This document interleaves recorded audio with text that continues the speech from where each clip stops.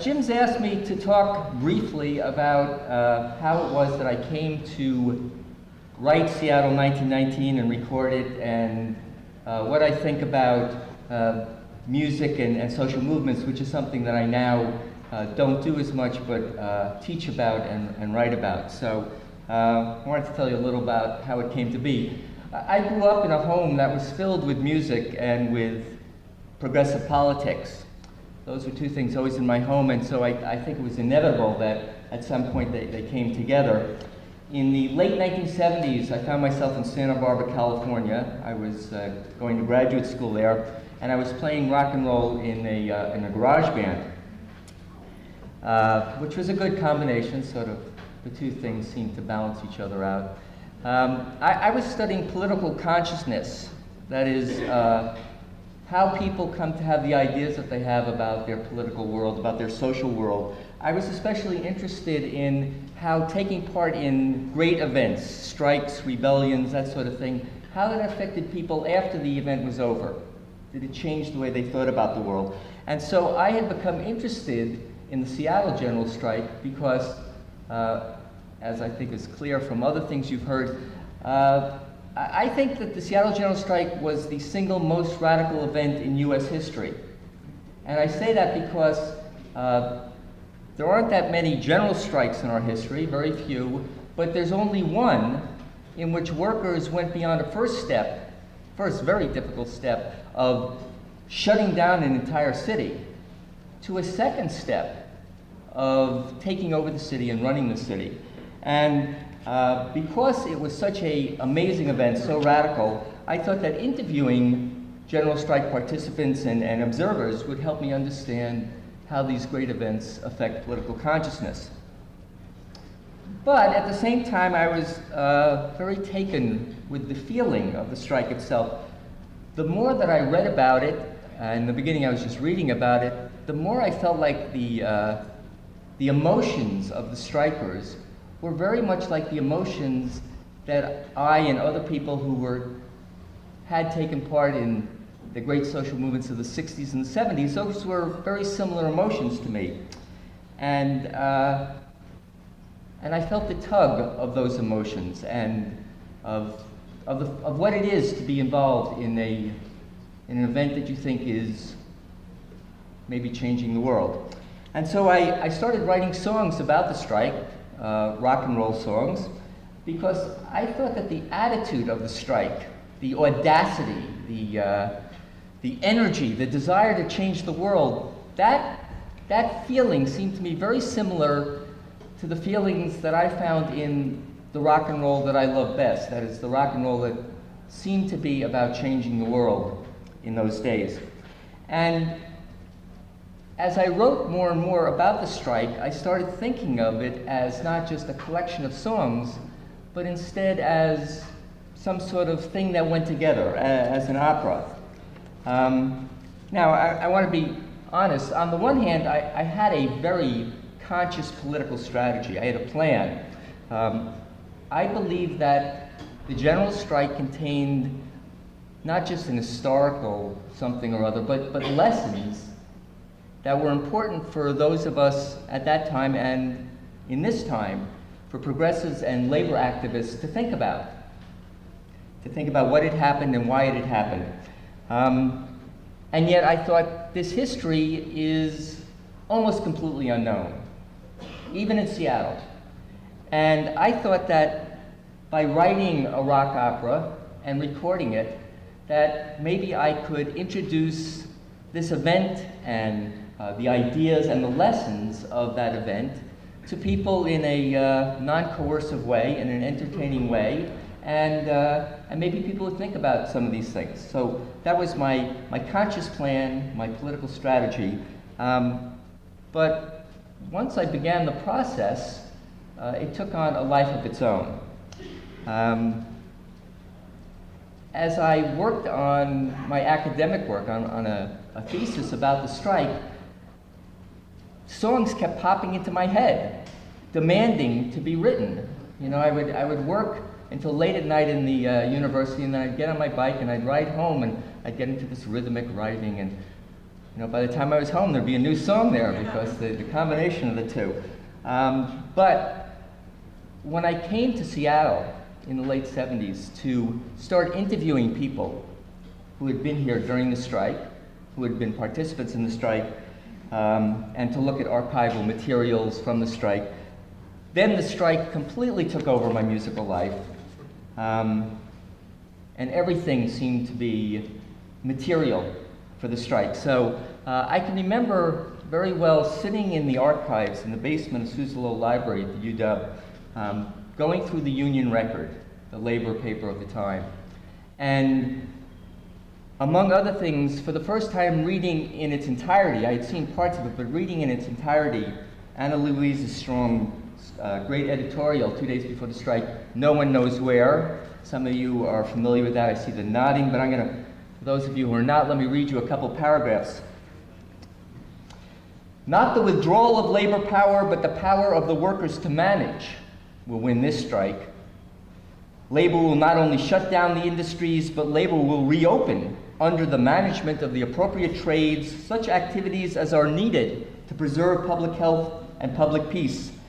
If the strike continues, labor may feel led to avoid public suffering by reopening more and more activities under its own management. And that is why we say that we are starting on a road that leads no one knows where.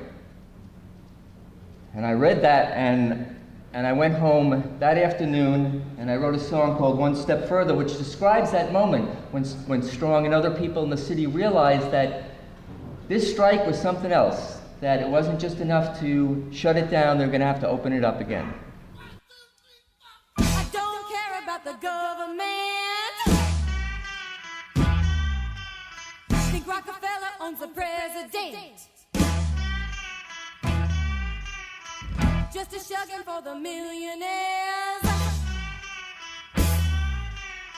Just one way we're gonna get our share. That's right. You see it happening all over town. There's a new way of thinking that's going around. People seeing that the way to win is going one step further than we've ever been. I'm not talking about the demonstration. I'm not talking about the negotiating. I'm talking about taking the bull by the balls. Give us our rights or we're taking it all. That's right. I think it's high time to try it. We got our hands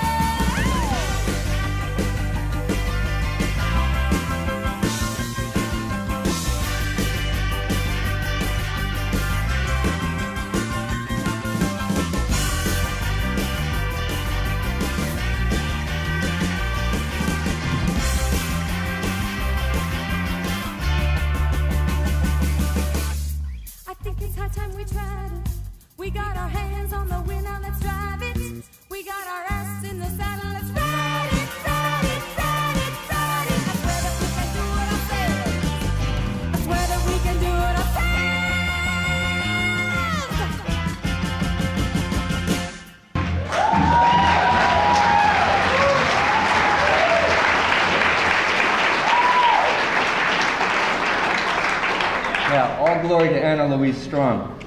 I can remember interviewing a guy named Earl George, some of you may know, at the Longshoremen's Hall. I think it was on Union Street down by the waterfront. And I was a pretty young man then, and I was overwhelmed with the history and the romance of it all. And there we were sitting in this ancient hall, and you could hear the seagulls and the foghorn coming through the windows. And he was telling me about being in the strike. And I said to him, "Did it change your life?" And he said, "It made me a class-conscious warrior." And I said to him, "Well, Mr. George, what was it like in Seattle when the strike started?" And he said, "Nothing moved but the tide." And the words were not even out of his mouth, and I thought, that's a song, and I went right home and I wrote that song.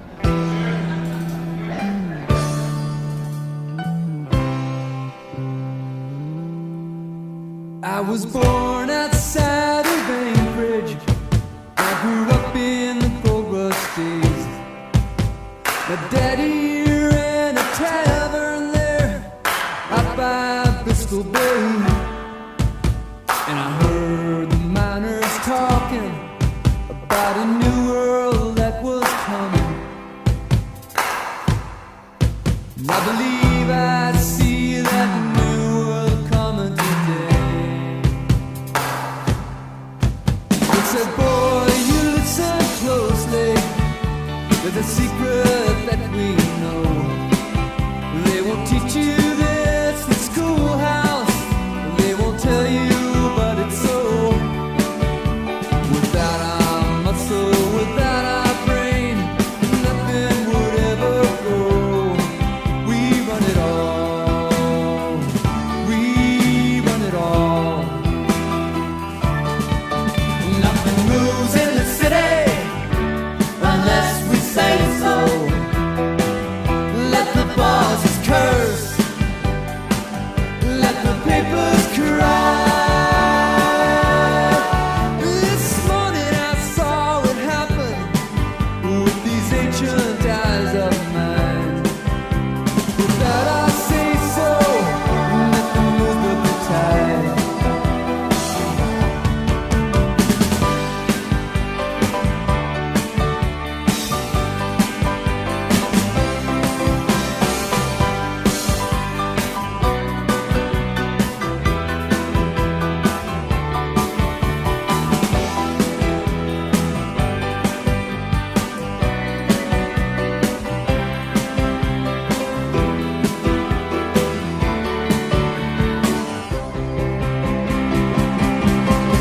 You can wander down to Pike Street.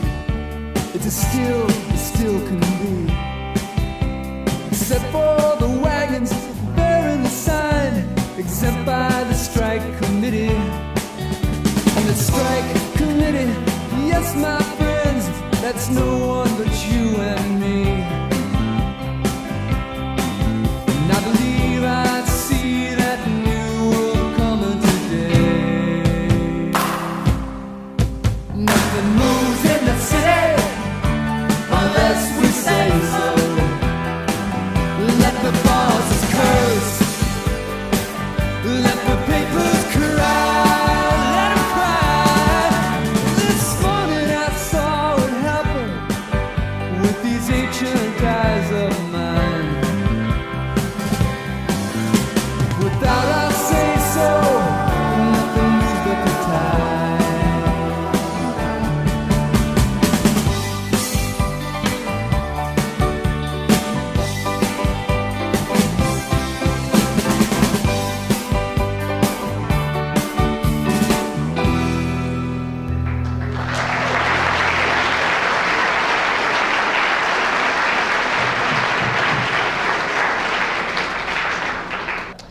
Over the next 5 years, I spent a lot of time with my friend and writing partner, Mike Ross, and we finished 40 songs about the strike. We eventually picked 21 that we thought told the story the best and rounded up a band. And we we spent 2 years rehearsing and recording the album. It's never made the charts, to say the least, but it's the corporate charts, yeah.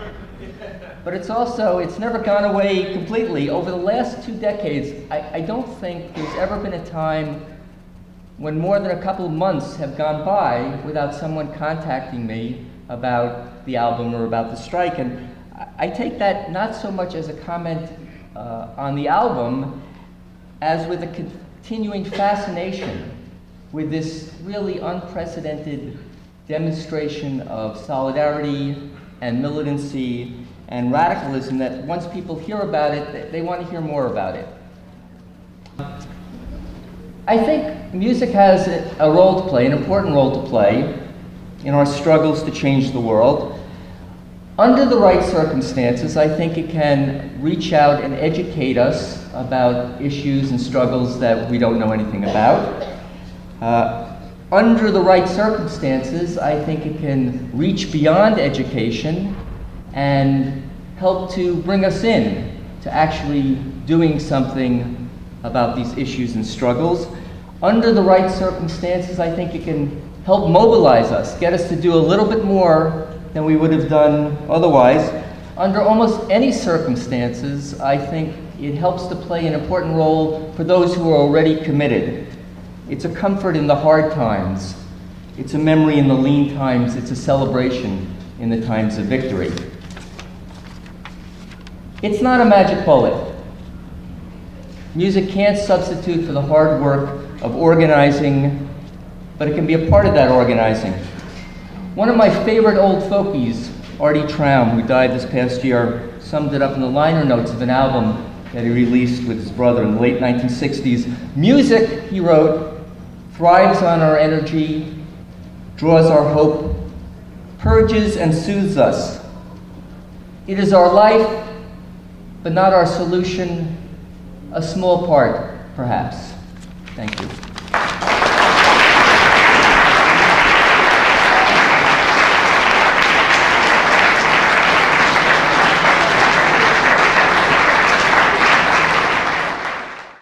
What's that? It's a book. Well, what's that? It's a non-volatile storage medium. It's very rare. You should have one. Stop it! It's the end of the world as we know it. I feel fine. Good morning, slaves, and welcome to another edition of It's the End of the World as we know it and I feel fine. A safe home for seals and ducks. I am your host, the Stimulator, and in news of the money of the tar sands, looks like the karma train has paid another visit to those high pollutant capitalists at Syncrude. Seems that the nasty sludge that's produced by the process of extracting oil out of mud kills ducks. Over 500 cute birdies landed in a so-called tailings pond, and nearly all will die as a result of their bad choice in landing place. This little disaster could cost the company millions of dollars in fines and a lawsuit. Here's Alberta's Premier Ed Stelmach. We mean business when it comes to the rules and regulations we have in place with respect to protection of the environment. Yeah, right. As I reported on the show last year, environmental groups have called the tar sands the most destructive product on Earth. Pictures of the oil ducks have tarnished Canada's image around the world, but not as much as these pictures.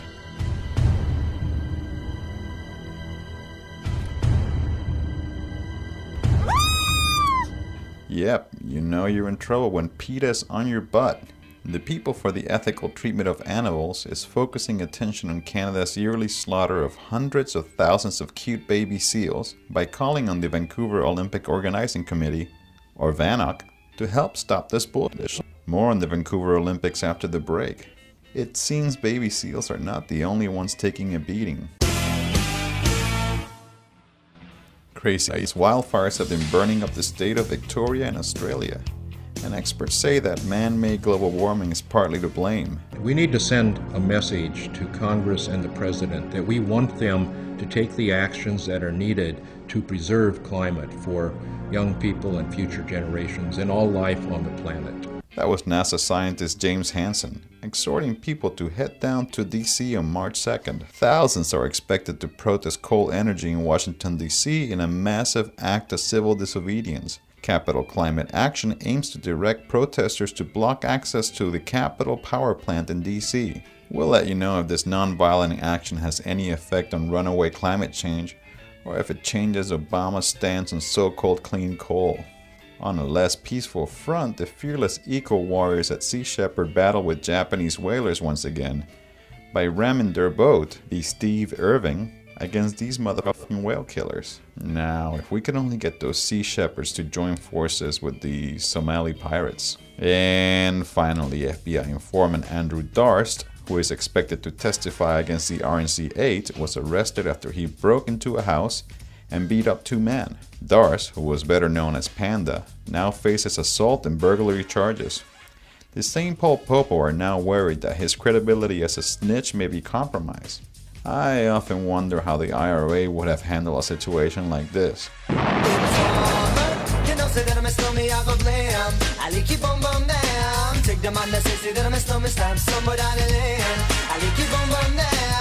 Alright, I'm rough sticking with y'all. Let's try this again. This one goes out to all you snitches out there. Ready or not, here I come. You can't hide. Gonna find you and take it slowly. Ready or not, here I come. You can't hide. Gonna find you and make you want me. Once again, my inbox has been flooded with all kinds of mail and comments. I wish I could hire 1,000 monkeys to get back to y'all, but I'll do my best in this brand new section called Reply to All. First off, several people have been asking me what my stance on violence is, since I have reported on several riots lately, and because of my choice of video samples from fictitious 1970s movies. While I have never exhorted anyone to commit violent acts on my show, I do respect people's rights to self-defense. Also, I do not consider destruction of inanimate objects to be violence. Why are you destroying the tea? We're protesting unfair taxation. Parliament raised the tea tax over our objections. In this short format, I cannot begin to scratch the surface on this discussion, but there are whole books written on the subject. So read Ward Churchill's Pacifism as Pathology, or Peter Gelderloo's How Nonviolence Protects the State, or you can just wait for my film NCIV to come out. I've also been getting a few mea culpas from Obama supporters who did not take my advice and wasted their time campaigning for that corporate whore. Jeremiah in Atlanta wrote, I was just doing what seemed like the best I could do at the time, which, come to think of it, it's exactly the problem. Maybe I'm one of Ward Churchill's little Eichmanns. Man, that doesn't feel good. I'm quickly coming to realize that no change is actually going to happen. You know, I don't want to be the guy that says, I told you so, but I told you so. In almost exactly a year from this broadcast, an event with brutal environmental and human rights consequences will descend upon my hometown. Most people call them the 2010 Winter Olympic Games. I call them the 5 cock rings of death. To commemorate the 1-year countdown to the 5 cock rings of death, the motherfucking resistance held a flag-burning ceremony and anti-Olympic torch relay in downtown Vancouver. Pissed off residents expressed their feelings about this corporate-sponsored takeover of our streets. Vancouver is a great city, or should I say at least used to be. There used to be maybe 500 to 1,000 people sleeping on the streets. Today we have around 3,000 in the Lower Mainland. I think $1 billion spent on an athlete's village would have been better off spent on single occupancy rooms. But you are probably wondering, why would anyone be against what is supposed to be a display of international sportsmanship? To find out, I spoke with Alyssa Westergaard Thorpe of the Olympic Resistance Network. Hey Alyssa, why the fuck are you opposed to the Olympics? The Olympic Resistance Network organizes under the banner of No Olympics on Stolen Native Land in recognition of the fact that these are occurring on unceded native land.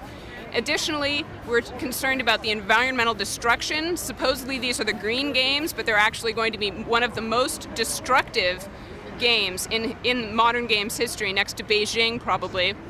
There's also the concerns about economic waste during what is a housing and poverty crisis in British Columbia, concerns about the criminalization of poverty, and concerns about the restrictions on the right to dissent. All of these issues, in addition to many more about how the community is negatively affected by the Olympics, are what we're united around. We're united in interests of anti-colonialism, anti-oppression, and for the interests of the people in the community, which Van Auck and the city aren't concerned about. What kinds of security bullshit should we expect? Well, there has been attempts to meet with people, harassment, intimidation by the police, surveillance of activist groups, and attempts to recruit infiltrators throughout BC. Reports of it recently in Victoria, reports of it in the greater metro area, and definitely here in Vancouver. Last month, we were speaking out at City Hall against their plans to restrict our ability to protest and reduce our charter rights to free expression. And police were actually listening as public addressed the council about those issues. Then they targeted people that they considered to be Olympic opponents, myself included, and waited for us outside of City Hall so they could give us their business cards, to remind us that they're watching us, that they know who we are, and to request private meetings with our activist groups. And how much money are these pigs planning to spend on security? The security budget is a tightly guarded secret, like so much of Van Auck's planning. They're not being transparent or public about that at all, as they're supposed to do. It's going to be at least $1 billion, but that's actually an underestimate if you look at past games. If you look at the London Games, their budget is at least twice that just for security. So I think even the $1 billion price tag that's been floating around will be an underestimate. Also, the number of troops and police that they're talking about is also an underestimate. They're saying more than 20,000, but history shows that in the Sydney Games, they had something like 35,000 police and 4,000 commando troops just for their games. That was 4 police for every athlete. Thanks, Alyssa. And that about does it for this edition of It's the End of the World as we know it, and I feel fine. To comment on this show or for the links about the evil ways of the 5 cock rings of death, just visit my website, stimulator.tv. Now go for the gold.